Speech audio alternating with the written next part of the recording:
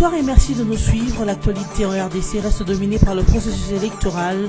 La CENI a publié son calendrier pour l'élection des gouverneurs et vice-gouverneurs de 11 provinces que sont entre autres le Bas-Uélé, l'Équateur, le Haut-Katanga, le Kasaï central, la Mongala, le Sud-Ubangi et la Chouapa. C'est donc à dater du 21 juillet de l'année en cours que débutera le processus en passant par la convocation de la session extraordinaire des assemblées provinciales prévue pour le 18 août au 16 septembre et poursuivie par le vote programmé pour le 26 août 2017. Et puis après nomination de nouveaux commandants au sein de la PNC et de l'armée, les nominés ont pris officiellement fonction. Le nouveau commissaire général de la police a pris le bâton de commandement ce mardi. Ce dernier a dit faire de la formation des policiers sa priorité, mais aussi rétablir un climat de confiance entre la population et la police. Enfin, une nouvelle usine de maisons préfabriquées dans la ville de Kisangani. Elle a été visitée par le ministre des ITPR lors de son récent séjour à la Chopo. Une première en RDC, mais le ministère des ITPR vise à installer ces usines de maisons préfabriquées dans toute la République démocratique du Congo. La Commission électorale nationale indépendante a rendu public mardi 18 juillet le calendrier de l'élection des gouverneurs et vice-gouverneurs des provinces suivantes: Bas-Uélé, Équateur, Haut-Katanga, Olomami, Kasaï central, Kwilu, Mongala, Sud-Kivu, Sud-Ubangi, Chopo et Chouapa.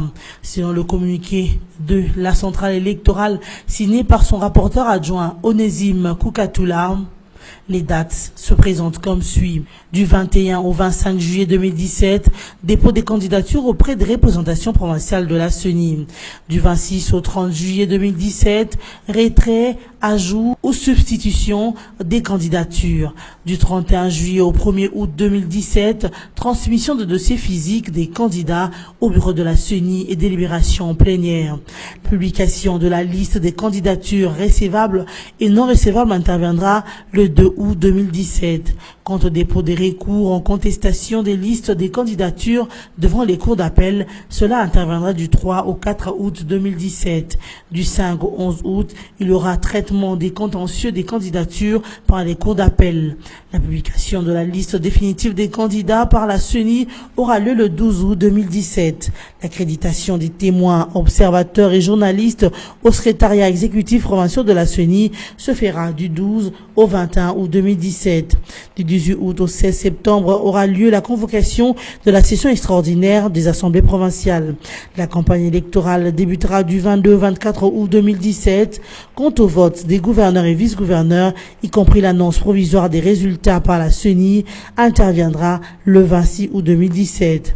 Du 28 au 4 septembre 2017, les candidats malheureux déposeront leur recours en contestation des résultats devant les cours d'appel. Et le traitement des contentieux de ces résultats devant les cours d'appel aura lieu du 5 au 11 septembre 2017. La publication des résultats définitifs par les cours d'appel se fera le 12 septembre 2017. Il convient de signaler que c'est suite aux vacances juridiques constatées à la tête de ces 11 provinces que la CENI a convoqué les élections de nouveaux dirigeants. Le général Dieudonné Amouli, nouveau commissaire général de la police nationale congolaise, fait de la formation des policiers sa priorité. Après avoir pris possession de son bureau le mardi 18 juillet à Kinshasa, à l'issue de la cérémonie de remise et reprise avec son prédécesseur, le nouveau patron de la police a fait savoir que la priorité de sa mission sera de former des policiers. Une tâche qu'avait déjà commencé son prédécesseur Charles Bisengimana et qu'il va continuer à assurer Dieudonné Amouli. Il a aussi promis de rétablir un climat de confiance entre la population et la police. Il convient de rappeler que c'est le lundi 17 juillet que le président de la République, dans une série d'ordonnances lues à la télévision nationale, a procédé à la nomination au sein de la PNC et de l'armée de nouveaux commandants. Dieudonné Amouli, chef d'état-major adjoint chargé des opérations des FARDC, a remplacé Charles Bisengimana au commissariat général de la police nationale. Le général Célestin Kanyama, patron de la police à Kinshasa, a été remplacé par le général Sylvano Kassongo Kitenge, qui était commandant de l'unité de protection des institutions et autres personnalités. Le général Kanyama a quant à lui pris la direction générale des écoles et de la formation de la PNC. Adjoint du chef de la police de Kinshasa, le général Palangana Wej Elvis a pris la tête de la Légion nationale d'intervention. D'autres commandants de la police provinciaux ont été permutés ou nommés. Par contre, plusieurs officiers sont admis en retraite. C'est le cas du général Jean-Dédié Oleko, inspecteur général de la police. Il a été remplacé par le général Charles-Louis Raouz, qui était le patron de la police au Congo central.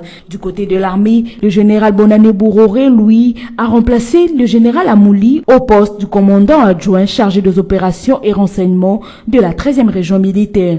Ces nominations ou permutations ont aussi eu lieu dans les provinces. La situation sécuritaire dans l'ensemble du territoire congolais a été au centre de la conférence hebdomadaire de la MONUSCO de ce mercredi 19 juillet. Le porte-parole militaire de la force onusienne, le colonel Hag, a passé en revue les différentes opérations que mène la MONUSCO dans les provinces. Il s'agit entre autres du Haut-Ouélé, du Nord Kivu et du Kasaï, où la traque des forces négatives et le renforcement de la présence de la force onusienne continue normalement. En ce qui concerne la fermeture de quelques bases de la MONUSCO au Nord Kivu, le colonel Hag a tenu à rappeler qu'il s'agit d'un nouveau mode de fonctionnement afin de renforcer la flexibilité et la mobilité de leurs différentes bases. Le colonel Hag a également précisé que la fermeture des bases de la force onusienne n'est pas égale à un vide sécuritaire car la mission de la MONUSCO reste inchangée, celle de la protection des civils. L'ONU veut apporter une assistance humanitaire aux populations congolaises vivant dans des zones affectées par des conflits. C'est ce qu'il convient de retenir de l'entretien qu'a eu cet avant-midi le vice-premier ministre en charge de l'Intérieur et le sous-secrétaire général des Nations Unies chargé des affaires humanitaires. Stephen O'Brien, qu'accompagnait Mamadou Diallo, adjoint du patron de la MONUSCO chargé aussi des affaires humanitaires, a déclaré être venu inspecter les besoins humanitaires dans les zones concernées. Il compte à ce fait se rendre notamment au Nord Kivu, au Tanganyika et dans l'espace kassaïen. Les données à collecter devront lui permettre de formuler son plaidoyer auprès de la communauté internationale afin de relever le défi humanitaire. L'entretien entre Ramazani Chadari et Stephen O'Brien s'est déroulé en présence du ministre des Affaires sociales et Jeune Seroufouli, de son collègue de la solidarité et affaires humanitaires Biango Bernard et du vice-ministre de l'Intérieur, Basile Olongo. 2 morts et 30 maisons incendiées lors d'une bagarre entre 2 bandes de jeunes à Kikwit dans la province de Kwilu. Cette incidence a eu lieu le week-end dernier dans le quartier Lumbi et Ndekezulu, situé dans la commune d'Nzinda à Kikwit 3, dans la province de Kwilu. Ce qui a causé 2 morts et occasionné l'incendie de 30 maisons. Selon une source policière, tout a commencé avec une dispute dans un lieu de deuil au quartier Lumbi entre les bandes de jeunes de ces 2 quartiers. Cette discussion a dégénéré à une bagarre rangée au cours de laquelle un jeune de Ndekezulu a été poignardé et acheminé d'urgence à l'hôpital général de référence de Kikwit où il a succombé de ses blessures. En réaction, les jeunes de Ndekezulu ont organisé une expédition punitive au quartier Lumbi pour venger leurs amis. Ils se sont également livrés à des actes de vandalisme, incendiant les maisons dans une desquelles un enfant dont le sexe n'a pas été identifié a été retrouvé calciné. Par ailleurs, les jeunes de Lumbi ont de leur côté incendié 2 maisons en Ndekezulu. Les forces de l'ordre sont intervenues pour restaurer le calme. Quelques jeunes ont été interpellés et seront sévèrement punis. Le ministre des Infrastructures, Thomas Louaka, a visité au cours de son séjour à Kisangani la première usine de construction de maisons préfabriquées en République démocratique du Congo. Une usine de très haute technologie qui va rendre abordable le coût de construction de maisons à la population de Kisangani. Selon le ministre des ITPR, Kisangani, étant la 3e ville de la RDC, devrait être construite, surtout avec le lancement des travaux de réhabilitation des infrastructures. Nous sommes agréablement surpris lorsque nous sommes venus visiter cette usine d'une très haute technologie et surtout qui va favoriser la construction des maisons à un coût abordable à pratiquement tout le monde. L'usine est opérationnelle. Derrière nous, vous êtes en train de voir la maison témoin qui est déjà là. On a échangé avec les partenaires qui ont quelques préoccupations, mais c'est en voie d'être réglé. On nous parle, il faut un site pour pouvoir commencer à construire les maisons. Et puis, ils ont aussi besoin de discuter avec les gouvernements sur une vision d'ensemble. Ils ne sont pas venus pour construire des petites maisons à vendre à chacun, mais c'est vraiment construire des camps et des choses en grand. Et le chef de l'État a décidé que cette usine devrait être installée à Kisangani, parce que Kisangani, c'est la 3e ville de la République. Aujourd'hui, nous devons reconstruire Kisangani. Il faut noter que le ministère des Infrastructures a le projet de mettre en place l'usine de construction de maisons préfabriquées dans plusieurs autres provinces du pays. Ce, conformément à la vision du chef de l'État de la révolution de la modernité. Cette initiative du ministère des ITPR marquera le caractère national de la vision du chef de l'État. Le tout-puissant Mazembe remporte la 22e édition du championnat de la Ligue nationale de football en battant l'AS Vita Club de Kinshasa par la marque d'un but à 0. L'unique but de la rencontre a été réussi dès la première minute de la partie par Daniel Adjei.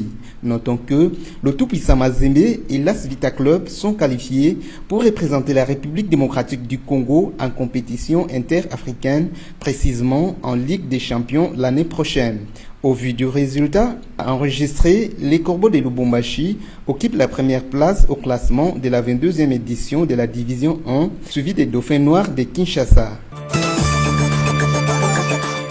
Ce journal est terminé, mais avant de nous séparer, voici le rappel des titres. Le processus électoral, la CENI a publié son calendrier pour l'élection des gouverneurs et vice-gouverneurs de 11 provinces que sont entre autres le Bajoli, l'Équateur, le Haut-Katanga, le Kasaï central, la Mongala, le Sud-Ubangui et la Chouapa.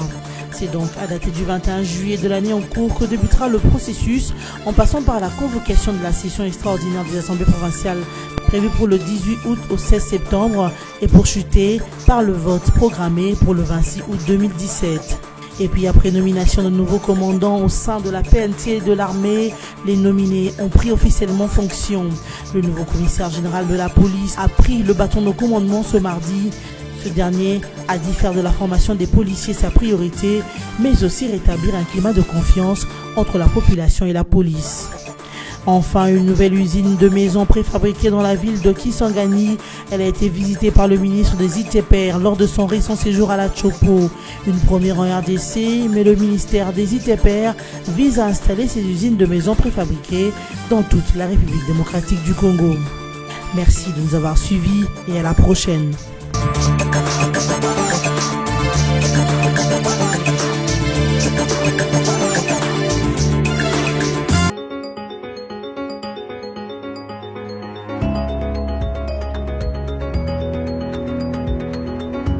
Mesdames, Messieurs, bienvenue à la lecture de journaux parus en ligne ce mercredi 19 juillet sur BSC TV. Ouvrons cette revue de presse avec Radio Kapi qui titre à sa manchette « Général Amouli Baïgwa, des renseignements militaires à la tête de la police ». Le lieutenant-général Amouli Baïgwa, le nouveau commissaire général de la police nationale congolaise, a pris possession de son bureau ce mardi 18 juillet à Kinshasa. Il a procédé à la remise et reprise avec Charles Bisengimana Rukira, ancien patron de la police depuis 2010, en remplacement du général John Lumbi suspendu. Depuis 2014, la fonction de chef d'État, major général adjoint chargé des opérations et renseignements au sein des FARDC. Le site de la radio onusienne indique aussi que le nouveau commissaire général de la police nationale congolaise a aussi commandé depuis le 1er mars 2010 l'opération Amaniléo. C'est avec lui que plusieurs opérations de traque des forces négatives ont été menées dans la partie orientale du pays, notamment la neutralisation de Cobra Matata. Restant toujours sur Radio Kapi, le site du journal écrit « Les tribunaux de grande instance de Lubumbashi examinent l'appel de Moïse Katumbi ce mercredi ». Les tribunaux de grande instance de Lubumbashi va examiner ce mercredi 19 juillet l'appel introduit par Moïse Katumbi contre la décision du tribunal de paix de la ville qui l'avait condamné en juin 2016 à 3 ans de prison dans une affaire de spoliation immobilière. Mardi, Moïse Katumbi a récusé 29 des 30 juges du tribunal de grande instance de Lubumbashi. Il souhaite que l'affaire soit jugée dans une autre juridiction. Absent du pays, Moïse Katumbi a entendu dire que le procès en appel dans l'affaire Soupis est fixé à ce mercredi. La défense s'y rendra pour veiller à la régularité de la saisine du tribunal et pour tenter d'exiger d'obtenir un procès équitable, a déclaré à l'AFP Maître Jean-Joseph Mukendi, l'un des avocats de l'opposant. Poursuivons cette revue de presse avec Forum des As qui écrit à sa une « Gouvernorat de province, la majorité lâche ses gros poissons ». Sur les 11 provinces on constate qu'il y a des gouverneurs non formellement désavoués par les assemblées provinciales. Aussitôt dit, aussitôt fait, le président de la Commission électorale nationale indépendante, Corneille Nangaa, a rendu public hier, mardi 18 juillet, le calendrier de l'élection des gouverneurs et vice-gouverneurs des 11 provinces où l'absence a été juridiquement constatée. Sur les 11 régions, les observateurs relèvent qu'il y a des gouverneurs qui ont été régulièrement désavoués par leur assemblée provinciale, notamment le Olomami avec Célestin Bunkabango, le Haut-Katanga avec Jean-Claude Kazembe Moussonda et la Chuapas avec Cyprien Lomoto. Et donc ici, il y a réellement vacances au sommet de ces exécutifs provinciaux, conclut les tabloïds. Bouclant cette revue de presse avec actualité.cd qui écrit RDC, la MONUSCO annonce la fermeture de 5 bases au Nord Kivu. La MONUSCO annonce la fermeture de 5 bases fixes dans les territoires de Walikale, Massissi et Lubero au Nord Kivu. Ces bases sont situées à Walikale Centre et de Bunyapuri dans les territoires de Walikale, à Massissi Centre et Nyabionda dans les territoires de Massissi et à Luofu dans les territoires de Lubero. La mission onusienne affirme dans un communiqué que cela entre dans le cadre du nouveau dispositif opérationnel qui consiste à privilégier la mobilité et la flexibilité des interventions militaires. Ce nouveau dispositif opérationnel est déjà en application dans les Kasaï où la MONUSCO a déployé à ce jour 3 compagnies, soit environ 350 hommes, ajoute la mission onusienne. Fin de cette revue de presse et merci de l'avoir suivi.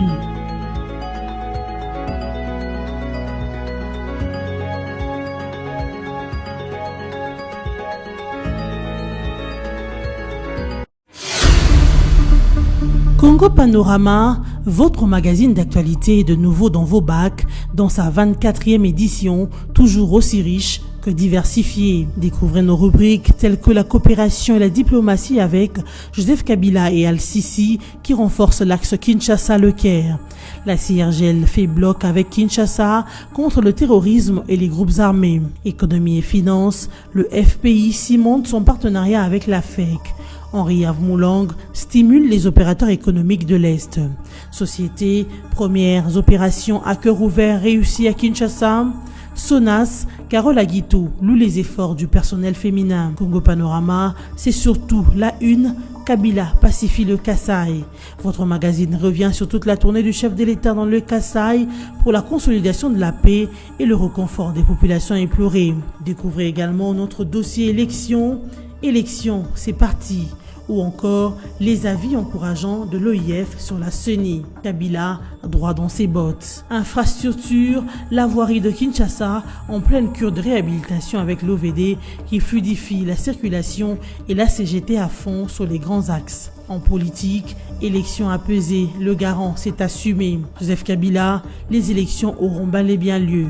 Enfin, l'éditorial de Congo Panorama 24 avec Yvo Ramazani. Il a palpé. L'éditorialiste revisite le parcours pacificateur du président de la République et constate qu'à chaque menace contre la paix, il s'est toujours rendu à la rencontre des populations pour écouter et apporter des solutions. Et la situation au Kasaï n'a pas fait exception. Congo Panorama, s'investir pour un Congo émergent. Congo Panorama, toute l'actualité à votre portée.